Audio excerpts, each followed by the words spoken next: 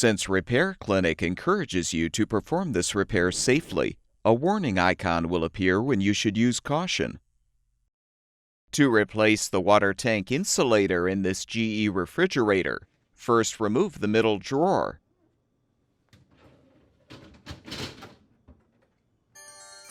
Next, remove the glass shelf from the middle drawer frame. Now lift the front of the frame up and pull forward to remove. Remove the upper drawer as well for better access.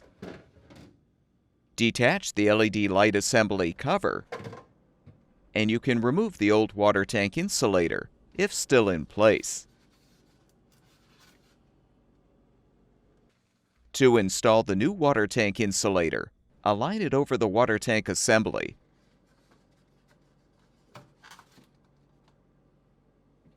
Replace the LED light cover.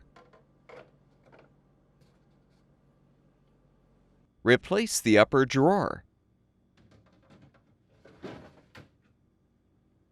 Now align the middle drawer frame's rear notches over the rear liner support posts and lower the frame onto the front posts. Insert the glass shelf into the frame.